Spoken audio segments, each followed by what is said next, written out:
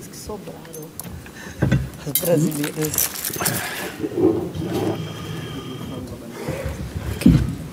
Acho que só tem brasileiro, então é tudo em português.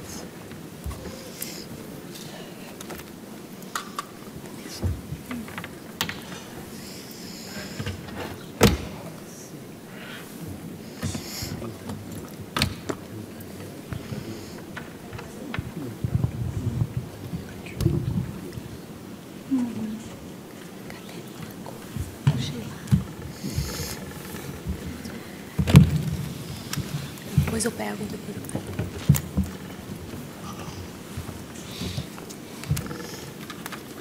pego. Enfim, habemos texto. Habemos decisão. Agradecer a presença de todos. Acho que foi um tempo intenso aqui, de todos nós, cada um fazendo o seu trabalho. Tem uma pessoa esperando interpretação, mas não tem. Túlio. O que é? Tem uma pessoa, tem um jornalista querendo interpretação, mas não tem ninguém na cabine. Quem foi para a cabine? Tem uma pessoa na cabine. Tem uma pessoa na cabine. Tem tradução? Acho que o Rafael vai lá fazer.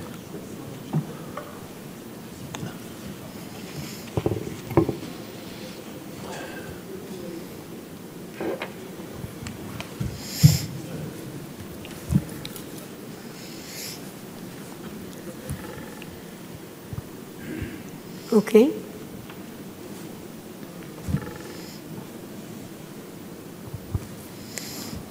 Pronto. Como eu ia dizendo, foi um trabalho intenso durante todos esses dias, manejando diferentes interesses, diferentes e legítimos olhares de países, de blocos. O Brasil atuou no sentido de dar concretude ao nosso compromisso com o Acordo de Paris e como traduzir esse acordo em ações concretas. Nós, no Acordo de Paris, decidimos dar um passo significativo. O balanço geral indicou que o que alcançamos até aqui não foi suficiente e trabalhamos para que saíssemos daqui com as bases para viabilizar essa suficiência. Uma coisa muito importante foi o alinhamento em relação a 1,5. Essa é a base de todos os esforços que terão que ser feitos a partir de agora para atendermos àquilo que diz a ciência. Uma outra questão igualmente importante é o fato de que estabeleceu-se aqui uma transição para o fim do uso de combustível fóssil, não é? Então, isso é algo que precisa ser devidamente alinhado à ideia de uma transição justa, porque o Brasil trabalhou até o último minuto para que ficasse muito claro que os países desenvolvidos deveriam tomar essa dianteira.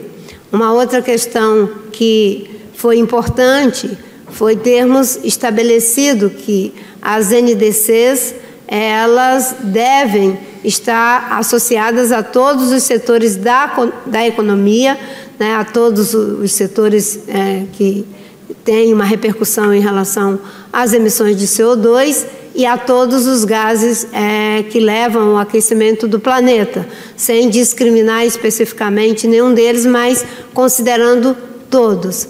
E ainda a questão de que nós precisaremos, né, agora trabalhar muito fortemente para que haja o necessário balanço entre esse balanço geral que foi feito aqui e com todos esses desafios aqui colocados, os meios de implementação na COP29 e as nossas ambições, as nossas NDCs na COP30. O Brasil trabalhou o tempo todo para que tivéssemos uma distribuição equitativa entre esses grandes desafios. E acho que conseguimos esse objetivo. Temos um imenso trabalho pela frente, mas o grupo que foi estabelecido de Emirados Árabes Unidos e juntamente com Azerbaijão e Brasil, né, essa troika é que vai ter a responsabilidade de fazer esse mapa do caminho, esse desdobramento, que era algo que nós tínhamos colocado também como uma necessidade. É insuficiente, com certeza, os meios de implementação, ainda não temos clareza sobre a tradução de uma transição justa, onde países desenvolvidos, na lógica do princípio das responsabilidades comuns, porém diferenciadas, tomam a dianteira, mas consideramos que temos aqui as bases para fazer avançar algo que há 31 anos não estava colocado na devida dimensão. Todos falávamos, de acordo com o que dizia a ciência, em relação à razão fundamental do aquecimento do planeta, que são os combustíveis fósseis, mas eles nunca tinham entrado da forma como entraram agora, e com certeza isso é uma conquista, não é? De todo o trabalho feito ao longo de todos esses anos, mas sobretudo de considerar aquilo que diz a ciência. E a partir de agora temos uma forte sinalização para governos e empresas de que esse tema passa a fazer parte, né, dos compromissos assumidos por todos e numa trajetória de transição para o fim do uso de combustíveis fósseis. Embaixador, quer fazer comentários ou abrimos para perguntas? Quer fazer uma análise? Não, está. Começando ali com a Cláudia. Tem muitas perguntas, mas eu vou fazer uma pergunta sobre florestas, que eu queria saber se o problema que tinha sido apontado na versão anterior foi resolvido, que poderia minimizar o pagamento por florestas preservadas.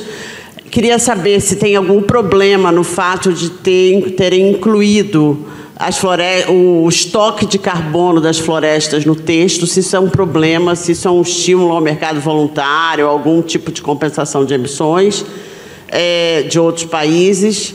E também queria um comentário sobre o que a representante da Colômbia falou na conferência sobre a inclusão no texto do sistema de conhecimento indígena e das comunidades tradicionais.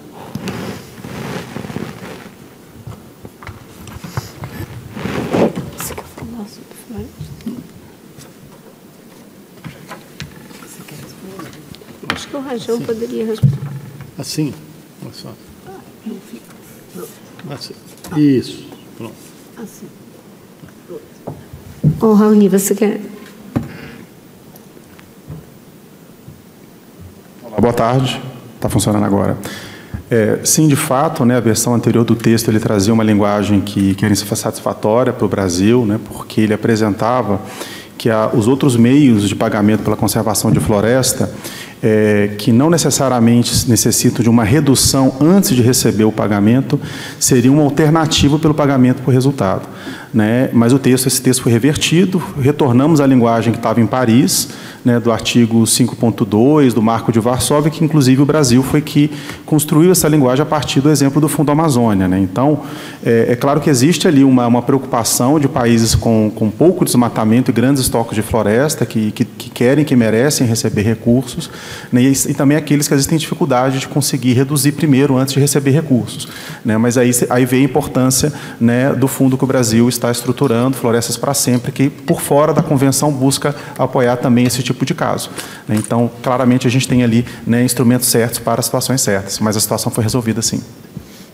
Então, de fato, conseguimos, num trabalho intenso, resolver essa questão que era importante para todos os países florestais, inclusive em função da iniciativa do presidente Lula em relação aos 80 países com florestas tropicais, mas para todos os países. E agora temos aí um longo trabalho pela frente, tanto com o mecanismo internacional quanto internamente ao nosso país. Próxima pergunta, aqui você. Obrigada. Bianca Rotier, Globo News. Ministra, logo depois da senhora, o enviado especial para o clima dos Estados Unidos, John Kerry, comentou, falou, queria saber se a senhora acompanhou, se ficou satisfeita com a posição dele, né, no sentido, já que a senhora defendeu tanto esse fortalecimento no texto da liderança dos países desenvolvidos, países ricos, né, nesse processo para acabar com os combustíveis fósseis. Então, se a senhora ouviu ali. E uma pergunta chata, ministra, mas aqui como jornalista eu preciso fazer, porque hoje é para a gente sair daqui com com esse acordo apontado como histórico, mas é o dia do leilão no Brasil. Algumas ONGs assinaram um manifesto, inclusive aqui na COP, sobre essa questão, né, questionando esse ponto de vista do Brasil, e justamente no momento em que esse documento fala sobre o fim dos combustíveis fósseis. Então, como é que fica? A senhora não acha contraditório? A senhora teme, ministra, que a imagem do Brasil seja manchada, justamente a senhora que fala que o Brasil tem que liderar pelo exemplo? Bem, nós trabalhamos muito para que saíssemos daqui com essas bases a que me referi. Nós já estamos há 31 anos fazendo esse debate e pela primeira vez nós tivemos aqui um resultado que considera uma trajetória para levar ao fim do uso de combustível fóssil. Obviamente que esse mapa do caminho é o esforço que teremos daqui para frente. Então, o que eu posso falar é da nossa posição. Nós trabalhamos para que países em desenvolvimento e países ricos sejam todos eles comprometidos com essa responsabilidade comum. Porém, ela é comum, mas é diferenciada. E, nesse caso, os países desenvolvidos devem, sim, assumir a dianteira desse processo e devem trabalhar também para viabilizar os meios de implementação, tanto na agenda de mitigação quanto de adaptação. Tivemos uma conquista em relação à questão de perdas e danos, foi feito todo um esforço por parte de todos para considerar na parte de adaptação várias questões, como a questão de saúde, a questão de alimento, a questão de moradia, de agricultura. Tudo isso foi um trabalho dos países em desenvolvimento numa relação do processo multilateral que leva a consensos que são fruto, né, de esforços comuns. Em relação à questão dos leilões que acontecem no Brasil, né, nós temos uma coincidência de termos o leilão no final dessa COP, mas o que nós temos que olhar é para a dinâmica que foi impressa no governo do presidente Lula de respeitar as instituições, onde as instituições que fazem o licenciamento têm toda a autonomia em relação aos aspectos de natureza ambiental. Em relação à questão de oportunidade e conveniência da exploração de petróleo, não só para o Brasil, mas tanto na relação com todos os produtores, como também com todos os consumidores, é o debate que está sendo feito a partir de agora, em que setor público, como eu disse, e setor privado terão que traduzir o compromisso que aqui assumimos em suas ações, em seus planejamentos. Na verdade, quando falamos, né, de uma trajetória de caminhar para o não uso de combustível fóssil, é disso que se trata. Ministra, temos uma pergunta de um veículo da Índia, por favor. You. Sorry. Go ahead. Thank you so much. Urmi Goswami from the Economic Times in India. I have two questions. The first one relates to the raising of the issue on unilateral trade measures.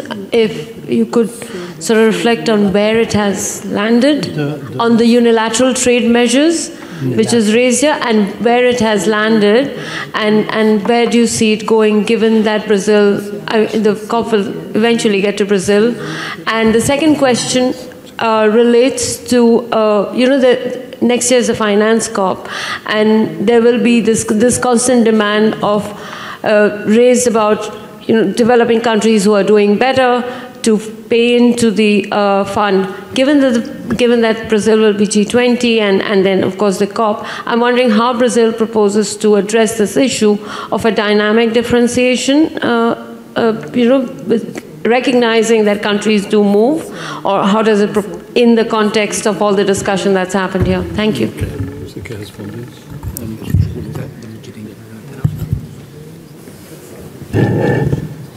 I'm going to ask the head of the division of climate negotiations, Túlio Andrade, to answer the first part. Thank you. Well, the unilateral trade measures was something that was presented by BASIC as an agenda item, and it was thoroughly discussed in the GST, and it received treatment in the section of international cooperation, which gives a very positive lenses in terms of the international community uniting and in a way that reinforces multilateralism instead of going into a direction of unilateralism. This is something that Brazil very much welcomes. And in addition to that, there is also a different work stream within the UNFCCC process on the adverse impacts of response measures. And the forum on response measures was reinforced. So we do expect some further debate and discussion, a venue where parties can exchange views on measures that they may consider to be detrimental to a just transition.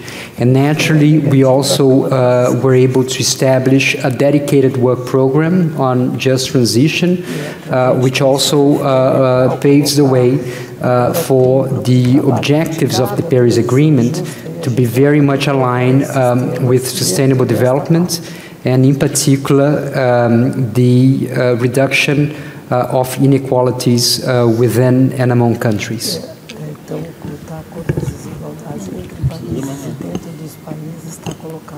Próxima pergunta, podemos passar.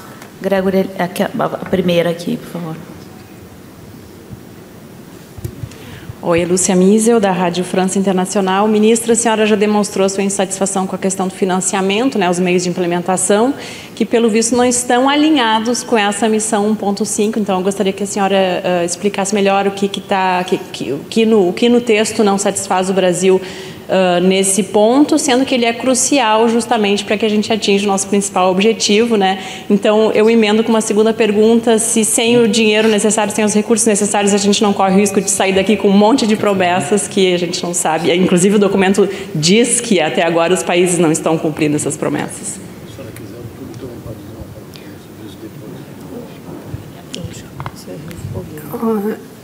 Bem, há um reconhecimento por parte de todos os países em desenvolvimento, e esse reconhecimento e essa cobrança, ela se dá em função da trajetória que vem sendo seguida até aqui pelos países desenvolvidos. Os 100 bilhões não aconteceram, os meios para atender a questão de perdas e danos, nós temos 800 milhões, o que é altamente insignificante diante da magnitude do problema. Então, os países em desenvolvimento vão colocar muito fortemente a necessidade de ter os necessários meios para podermos cumprir. Quando eu digo podermos cumprir, são todos os países, com os objetivos que nos colocamos aqui, que é da missão 1.5. Agora, nós ainda estamos no percurso. Nós temos essa cópia do Balanço Geral, que identificou claramente e de forma bastante diferenciada de todas as demais a raiz dos problemas, E nós vamos para a COP28, onde o tema é a COP29, onde a questão X são exatamente os recursos, a forma como todos esses enunciados serão viabilizados. Então, estamos no caminho, estamos no percurso. Daniela, do Valor. Obrigada. Daniela Chiaretti, Valor Econômico. Obrigada por fazer isso. E são duas perguntas. A primeira é um pouco dando seguimento para a Bianca. A China também reforçou o que a senhora colocou no plenário, dizendo que os países desenvolvidos têm que tomar a liderança. Como isso pode evoluir na COP29, na COP30, nesses 2 anos? E a outra pergunta é sobre adaptação. Como vocês avaliam, agora vem as chuvas no Brasil, a gente está vivendo todo esse período, como vocês avaliam esse framework de adaptação internacional? A partir de agora, já que fizemos o necessário alinhamento, e isso foi estabelecido como o grande ganho dessa COP, que é o alinhamento com 1,5 e não trabalhar mais com a possibilidade de margem, de que possamos chegar até 2. Não, é 1,5, é o que a ciência está dizendo, se quisermos, de fato, encarar o problema da mudança do clima e evitarmos a grande ameaça que está por sobre todos nós. A partir de agora, então, não haverá mais como simplesmente tergiversar. Agora é arregaçar as mangas e viabilizar os meios para que as ações aconteçam. Então, acho que os países desenvolvidos terão que cumprir com a sua parte e os países em desenvolvimento têm responsabilidades diferenciadas, mas também têm responsabilidades. E nós até trabalhamos, no caso do Brasil, com a ideia de um corredor que assegure maior velocidade.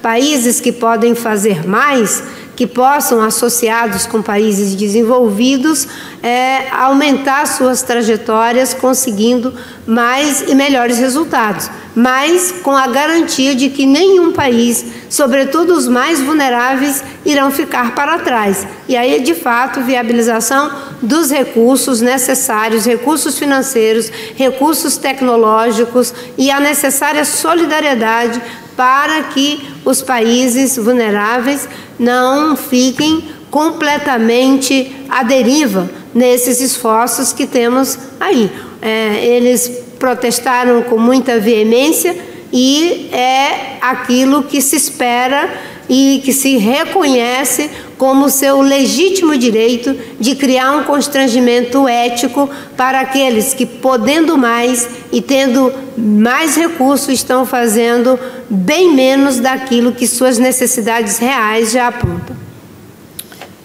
Uma pergunta da jornalista Carla Bass, da Argus Media. Thank you. Carla Bass with Argus Media. And in reference to the equatorial margin, I know you mentioned taking, a broader look in general. What could the effects of the agreement here be on permitting for oil drilling in the equatorial margin? And I realize there's several agencies involved in that.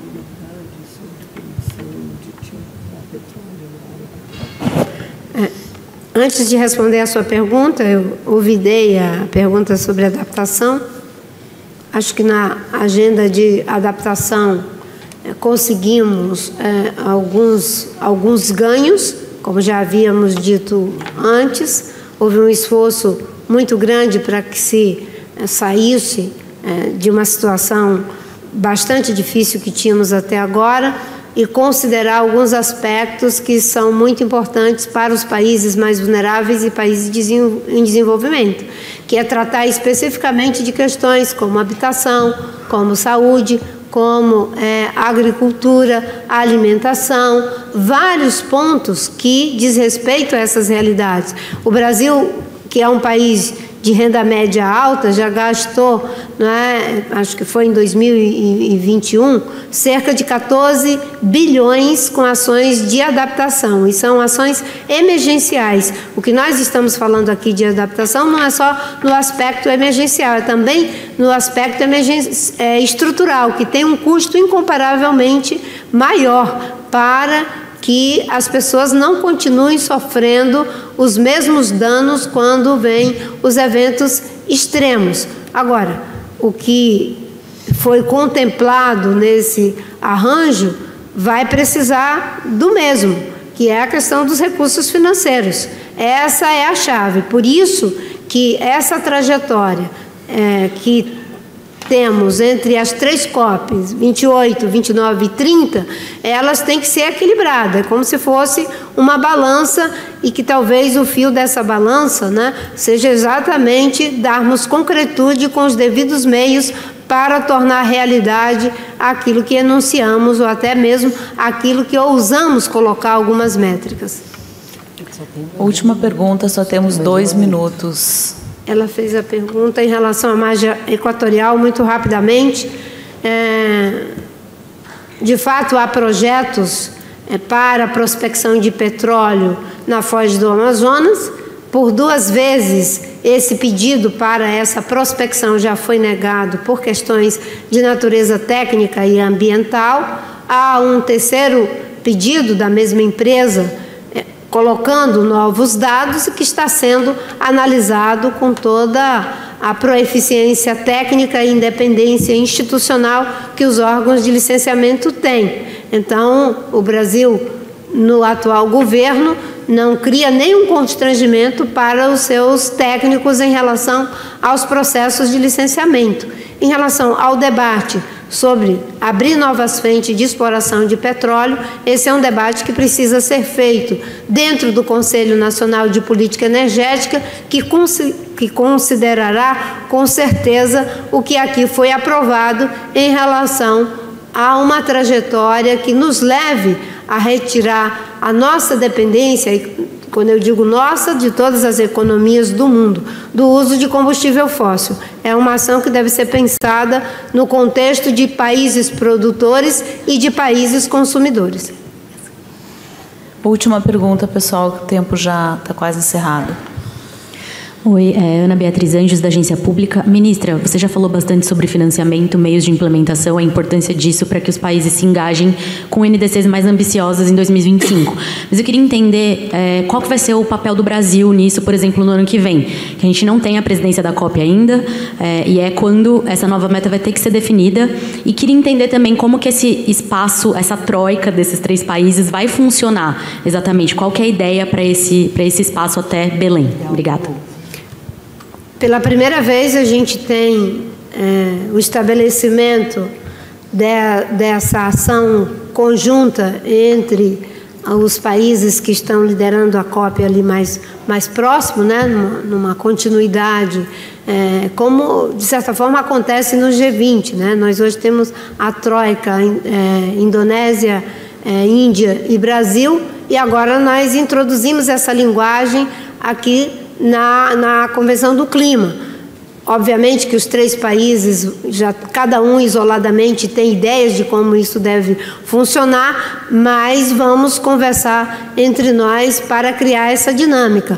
O importante dessa troika é que ela pode estabelecer de motu próprio qualquer grupo de trabalho para analisar questões que considere relevantes. Com certeza, a questão da trajetória rumo ao fim de combustível fóssil, com certeza a viabilização de meios de implementação e de como NDCs que dialoguem com todos os setores da economia, com todos os gases, serão temas que terão que ser tratados, porque essas são as pilastras para alcançarmos o objetivo de 1,5.